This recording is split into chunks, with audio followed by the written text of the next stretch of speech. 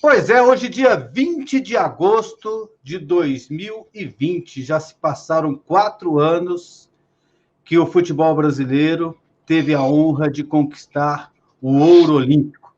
Era o título que faltava, era o título que o futebol brasileiro buscava há anos e anos, há décadas e décadas. E vamos conversar com o Rogério Micali, hoje técnico do Sub-20 do Cruzeiro, que era o técnico da seleção brasileira naquela ocasião. 4 anos já, hein? De um título tão importante, hein, Micali? Muito prazer estar falando com vocês. Realmente é uma data que nos traz boas recordações, nos traz um sentimento muito bom, né, de poder ter vivido isso e contribuído de alguma forma para fazer história, né, pelo nosso país. Então é um dia muito alegre, né, na minha vida, não só pela medalha, mas por o nascimento da minha filha caçula. Nasceu também nesse dia, foi um presente de aniversário que ela recebeu, e é uma data com duplo, né, sentido para mim, né? Motivo de muito orgulho. E é bom a gente lembrar para o nosso telespectador aqui, você não era o técnico da seleção olímpica, né? Ela acabou surgindo de uma hora para outra com a saída do Dunga, né? O Dunga era o técnico e, de repente, lideram essa missão quando o Tite assumiu a seleção. Ah, perfeito. Eu vinha fazendo um trabalho na Olímpica, em datas FIFA. O Dunga dirigia a seleção principal e eu fazia a convocação da seleção olímpica. Então, eu estava participei de todo o processo, de todo o treinamento, mas realmente seria o Dunga, né, o treinador, e eu estaria ali participando como um auxiliar. E aí, como todos nós já sabemos, né, em função do que aconteceu na Copa América, onde nós não fomos tão bem, houve a mudança, né, o Dunga saindo, houve a contratação do Tite. O Tite também não quis, né, não quis assumir a Olímpica, e como eu já estava participando daquele processo todo, a CBF e a instituição achou melhor eu seguir à frente, né, dirigir, né, esse projeto, já que eu estava familiarizado, vinha fazendo os treinamentos, vinha fazendo as convocações, e para minha sorte foi muito bom, porque eu pude participar aí de um momento que todo mundo, muitos foram, né, tentaram essa medalha, uma medalha de um desejo muito grande de todo mundo que trabalha no futebol.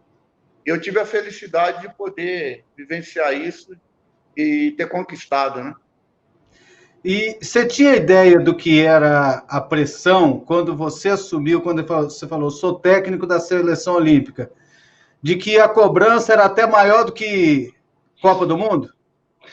Não, nós tínhamos essa ideia. Nós sabíamos, nós vivíamos uma pressão muito forte na seleção brasileira, em função do Mundial, do que aconteceu, né? Principalmente o jogo contra a Alemanha. E aí a gente veio também no momento ruim da Copa América. Nós estávamos vivendo um momento depressivo, né, em relação ao futebol. Uma depressão muito grande, uma falta de confiança, uma falta de tolerância, inclusive, né, em relação a jogos, principalmente da seleção. E a gente sabia de tudo isso e nós nos preparamos, principalmente emocionalmente, para isso, para saber como lidar com uma situação como essa. E não é fácil. Você dentro da tua própria casa, e às vezes as coisas não estavam dando tanto certo, e com 15 minutos você já começar a ser vaiado. Isso afeta, não tem como dizer que não. É sempre melhor você trabalhar com o seu torcedor ao seu lado, principalmente quando as coisas não estão tão bem. Mas a gente sabia também que, se não acontecesse, o treinador estava no direito dele. O treinador brasileiro é muito apaixonado. E eu sou um treinador, eu sou um torcedor brasileiro. Hoje, naquela época, eu fui um treinador brasileiro, mas eu já fui torcedor. E a nosso nível de exigência com a seleção sempre foi altíssimo. Então, eu me coloquei na posição, no papel de torcedor, e me preparei, assim como eu preparei a seleção, para a gente passar por esse processo. Se porventura a gente realmente não correspondesse de imediato, a gente saber absorver as críticas e continuar focado naquilo que a gente estava trabalhando, e os números também dos jogos nos mostravam que a gente estava no caminho certo. Então, nós, como comissão técnica, o objetivo nosso, o nosso trabalho, era passar confiança para os jogadores e continuar fazendo o nosso trabalho, porque as imagens, os números nos mostravam que a gente estava no caminho certo. Como é que foi trabalhar com o Neymar? O Neymar é um cara extremamente profissional, um cara inteligente, é um atleta acima da média, não só em relação a só jogar, mas o pensar o jogo. É um cara que contribui demais, ele é um fenômeno, não é à toa que a gente olha, ele é um protagonista, onde ele vai, ele é protagonista, e a gente não pode tirar isso dele, na verdade. A gente tem que fomentar e otimizar isso. E comigo ele me auxiliou muito, me ajudou, não só ele, mas outros atletas, porque existia ali um compartilhamento de ideias, e era uma troca constante, né, da gente tentar minimizar os erros, achar o melhor para o nosso time, para que a gente possa atingir aquilo que a gente tinha como objetivo. E o Neymar ele participou efetivamente nessa construção. Assim como eu vejo ele agora no Paris Saint-Germain, ele está sendo uma pessoa que realmente está fazendo a diferença. E o Neymar é isso, esse é um cara profissional, um cara que ele sempre foi muito dedicado, né? Mas quando ele está 100%, é um cara difícil de parar, né? Ele faz coisas diferentes. Então, foi muito fácil trabalhar com o Neymar, né? O Neymar, se todos os atletas que passaram na minha mão fossem da mesma forma que é o Neymar, rapaz, está doido. Eu seria um cara muito mais realizado. Parece que ele chamou a responsabilidade para ele, né? Em certo momento da Olimpíada, e ele estava num momento até tenso e até meio irritado. Ele brigou com o Galvão, ele parou de dar entrevista na Globo, e ele parece que jogou com raiva, e isso tudo fez com que o futebol dele deslanchasse dentro da competição, né? Então, cara, eu acho assim que às vezes nós até tratamos o Neymar, nós assim, ele é o talvez hoje no Brasil, eu considero ele o ídolo brasileiro, né, por tudo que ele representa em termos de futebol. Talvez algumas atitudes que ele cometeu, como todo jovem, né, homem jovem, né, porque ele não é menino, né, como chamam, é um jovem adulto. Agora já é adulto, inclusive, maduro, viveu o processo da vida dele. Alguns momentos da imaturidade, ela nos causa, quando você é um cara que está em muita exposição, e é o caso dele, traz consequências para a imagem, né? Eu acho que um pouco assim, em alguns momentos, a gente até desrespeita o Neymar, né? Por tudo que ele representa para a gente, né? O Neymar é um cara muito importante para todos nós, inclusive dentro da nossa seleção, principalmente principal. Quando o Neymar não joga, realmente parece que falta algo, porque ele consegue ser diferente. Não que os outros não sejam, mas ele é diferente, né? E ele sabe disso. Ele tem essa noção de protagonismo. Coisa que ele está fazendo agora, ele está sendo protagonista no PSG, um time multimilionário. Ele é o protagonista. Então, eu acho que o Neymar, às vezes, falta um pouquinho de respeito, né? Por tudo que ele representa para a gente, né? Eu não sei o porquê, eu não sei o motivo, mas eu o respeito muito. Respeito, eu acho que ele é um cara que é diferente, eu acho que ele é um cara, quando ele é dentro do ambiente de futebol, quando ele adentra ao ambiente de futebol, ele é um cara extremamente compromissado com o que tem que se fazer, com treinamento, com horários, com tudo. Fora de campo, aí é a vida pessoal dele. Aí, né, aí não sou eu que vou falar, eu não me sinto apto nem bem para falar sobre ninguém fora da sua vida privada. Então, eu acho que muitas vezes nós olhamos muito isso, o particular, o que é privado do cara, e esquecemos tudo que ele representa no meio, né? No jogar futebol. É isso que eu penso. Para mim, o Neymar é um cara, assim, em termos de jogar futebol, dentro de instituição de futebol, para mim é uma referência. Nas Olimpíadas, a seleção brasileira fez um amistoso aqui em Goiânia, né? Naquela preparação, perdeu o Fernando Praz. Aí depois foi para os Jogos, empatou 2, né? Com a África do Sul e com o Iraque. E aí, no terceiro jogo, é que deu uma deslanchada. Como é que você interpreta a evolução da seleção brasileira nas Olimpíadas Rio 2016? Eu acho que, como toda uma equipe que é montada, que muitas vezes ela não tem um processo muito grande, não tem um trabalho de treinamento muito extenso, eu tive que mudar um pouco a seleção. Eu trabalhei com o Neymar, que até então não tinha trabalhado, trabalhei com o Marquinhos, que eu não tinha trabalhado, Renato Augusto, alguns jogadores ali, que principalmente titulares, eles não tinham sido convocados na preparação. O Everton, o goleiro, o próprio Praz, primeiro, depois veio o Everton. Eles não participaram de treinamentos com a gente. E às vezes não é porque o cara ele é um jogador de ponta, necessariamente dentro da equipe, essa equipe vai dar liga imediatamente. Ela precisa ter processos. É uma construção de uma ideia de jogo. E nós tínhamos uma ideia de jogo muito clara para a seleção, mas que era uma ideia de dominar o jogo, uma ideia dominante, ser protagonista. Eu acho que a seleção brasileira tem que ser protagonista. E você sempre ser protagonista é mais difícil do que você ser um time reativo, um time que joga no erro do adversário. E a gente construiu isso com poucas sessões de treino, nós tivemos 24 sessões de treino. É lógico que poderia já começar ganhando, ou poderia ter dificuldade, um acerto ou outro, faz parte de um processo. Também não adianta nada você começar ganhando tudo e chegar no primeiro mata-mata, você voltar para casa. Eu acho que a gente cresceu no momento certo, eu acho que a gente construiu uma casca que foi importante para nós mesmos, até pelo momento que vivia o torcedor brasileiro. A gente apanhou, a gente suportou isso. A gente sabia que os números que a gente estava praticando nos jogos eram bons, a gente tinha um volume de finalização muito boa, a gente tinha um domínio amplo dos jogos e a gente não conseguimos traduzir isso em gols. A gente precisava de um gol para tirar esse peso e a partir desse momento que a gente tirasse esse peso, a gente sabia que a gente ia emplacar, que a gente teria mais fluidez no nosso gol. E aconteceu isso contra a Dinamarca. Entrou a primeira bola, na sequência a gente já fez outros gols. Fomos contra a Colômbia também, fizemos uma boa, um jogo duríssimo, mas ganhamos bem, né? Muito seguros. Semifinal, nós deslanchamos, né? Fizemos uma goleada, né?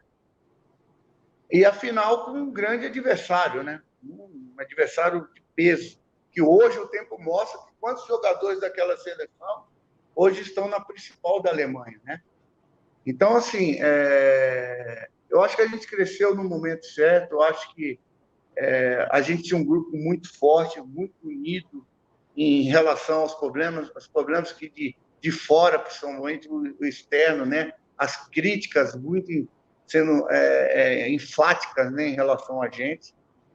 Eu acho que tudo dentro de uma normalidade, dentro de um processo formando uma ideia de jogo numa equipe que é nova. A Neymar voltando de férias, Felipe Anderson voltando de férias, Rafinha voltando de férias, uma série de jogadores, uns voltando de férias de 30, 40 dias e outros no meio de temporada. Então, você era muito heterogêneo, a equipe. Você tentar dar cargas e a ideia de jogo para que isso a gente tentasse se tornar um padrão mais homogêneo, realmente requer uma dificuldade. E a gente teve poucas em relação a tudo isso. Mas, no final das contas, eu acho que a gente cresceu e a gente conseguiu dar a resposta.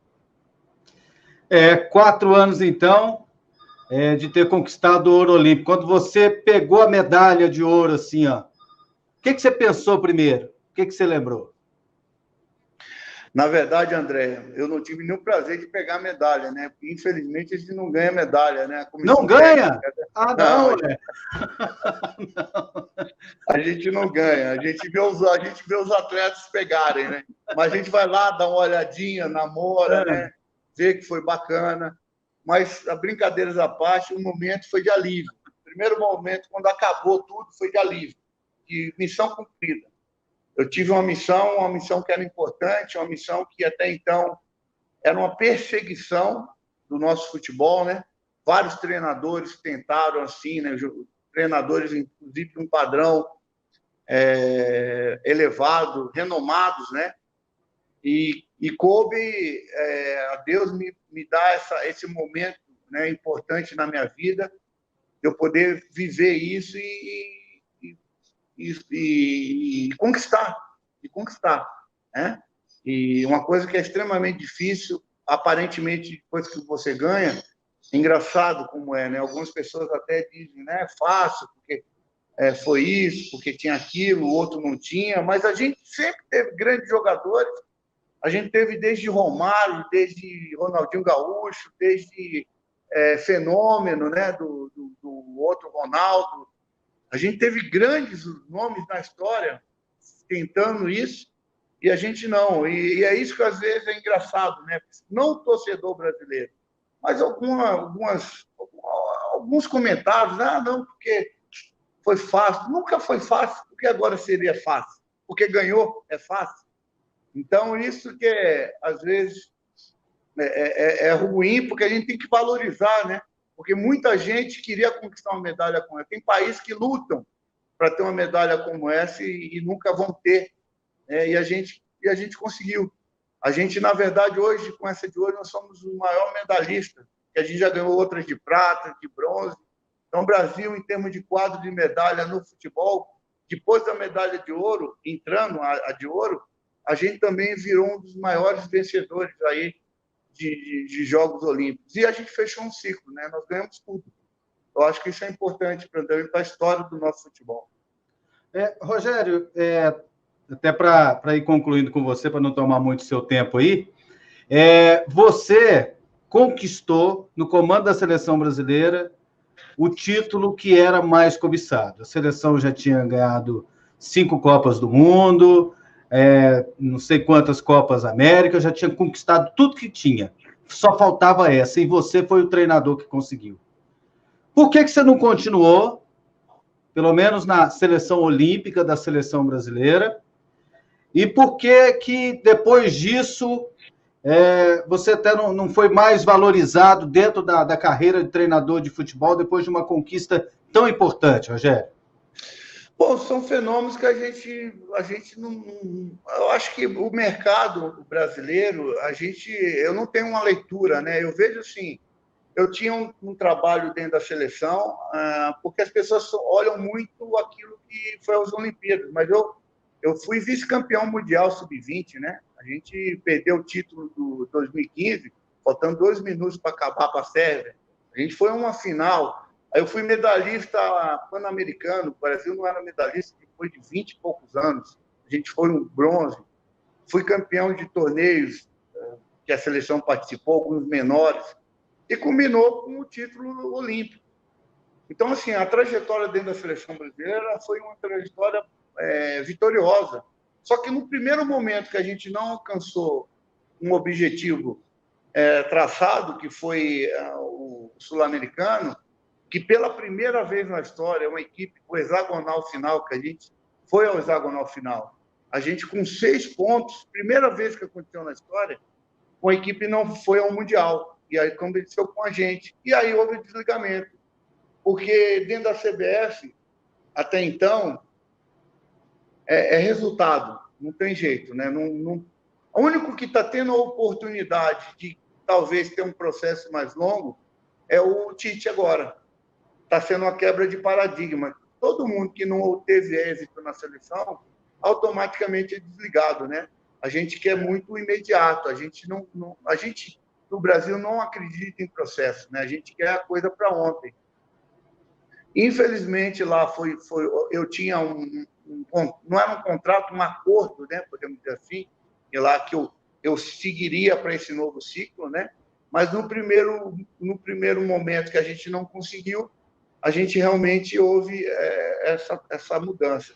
Depois eu segui minha carreira, aí eu fui ao mercado, tentei, no primeiro momento, uma oportunidade fora do Brasil, chegou algumas possibilidades para mim, mas aí acabou que, por alguma situação ou outra, financeira, ou estrutura, ou algo, naquele momento eu achei que não era bom para mim, para minha carreira. Acabou que eu estava na China, entrando num projeto, e aí eu tive o convite do clube aqui, que eu tive muito tempo, que é o Atlético Mineiro, que é o nosso rival aqui em Minas. Me chamaram, eu voltei da China para assumir, no meio de 4 competições, praticamente não treinei equipe, e aí o futebol brasileiro é esse, né? Toda vez que eu fui chamado para um clube, sempre no meio de processos, né? de um trabalho já em andamento, então aí você pega para salvar alguma coisa. E eu acho que minha característica é um pouco diferente, a minha característica é de construir algo, né? Eu realmente acredito muito em processo.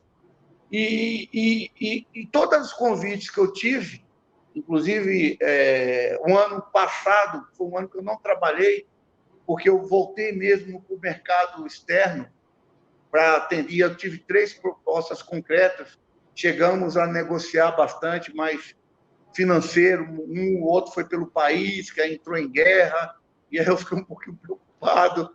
Então, assim, esses fatores contribuíram. E aí, os convites que eu estava tendo no Brasil, todos eles têm desse princípio. Algum time que está num momento extremamente delicado, que aí te convida para tentar tirar... Fazer milagre. Tirar o time de uma situação extremamente difícil. E eu acho que eu ainda não tenho esse perfil. Eu tenho um perfil mais de construir uma ideia de jogo, um perfil de tentar colocar aquilo que eu acredito, né? E tentar. O melhor que eu fiz, por incrível que pareça, foi no Paraná Clube. Eu gostei muito do processo. Até o Paraná disputando uma primeira divisão depois de 10 anos, na segunda, com pouco recurso financeiro, mas mesmo assim nós fomos uma equipe extremamente competitiva, brigamos muito, né? E aí depois até que eu saí, o time realmente não ganhou mais nenhuma partida e ficou como lanterna. Até então nós estávamos brigando muito para sair, brigando, não fomos lanterna, né? Na minha passagem ali, no início, porque iniciamos perdendo, mas depois ganhamos 2 seguidas, empatamos jogos grandes, e a gente estava brigando ali para sair. Mas eu achei também que eu tinha atingido o limite, aí eu entrei em acordo e saí. E agora o Cruzeiro, eu estou do lado da minha casa, me fizeram uma proposta interessante em relação a uma reconstrução aqui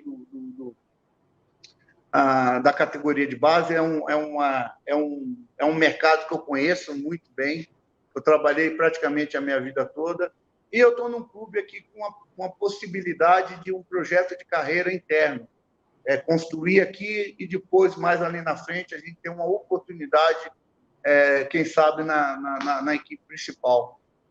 Não tem um planejamento assim, falar para vou fazer isso. Não, eu quero sentir prazer. E aqui eles estão me dando todas as condições de eu poder implantar aquilo que eu acredito e tudo aquilo que eu preciso fazer. Agora, o futuro a Deus pertence.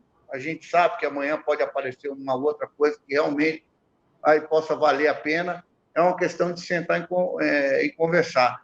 Mas hoje eu estou muito feliz de estar aqui. Eu acredito muito que a gente pode contribuir muito nesse novo Cruzeiro. É um novo Cruzeiro que está sendo construído. E a gente pode agregar, enquanto nós estivermos aqui, o torcedor do Cruzeiro, as pessoas, pode ter certeza que a gente está de corpo e alma nesse projeto. Você quase veio para o Goiás, né? Eu tive acertamos, inclusive, praticamente tudo certo, mas chegou no último momento, houve um reposicionamento na época do presidente em relação a um treinador que estava interino, eu não me recordo do treinador à época, estava interino, e aí uma nova oportunidade. Eu sou um cara assim, extremamente... Eu procuro usar de uma ética, né?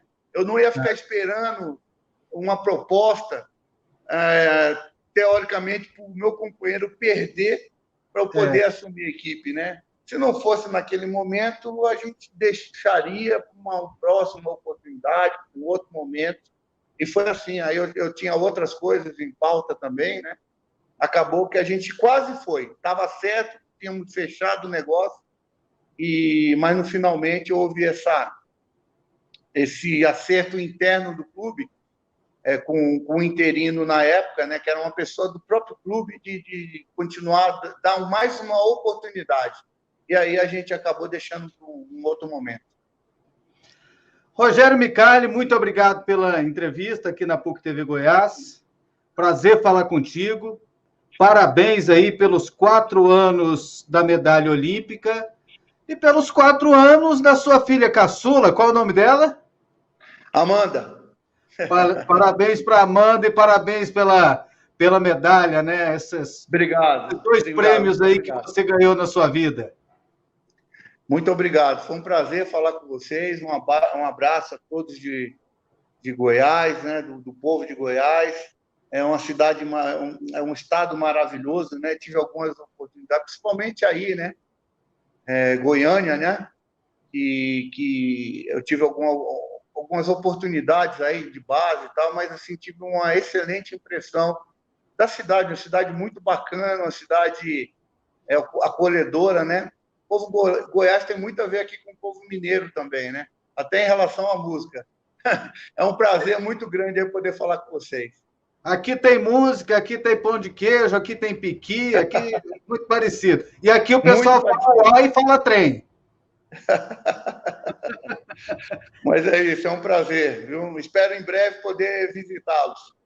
Tudo de bom, Micali. Muito obrigado. Um abraço, valeu.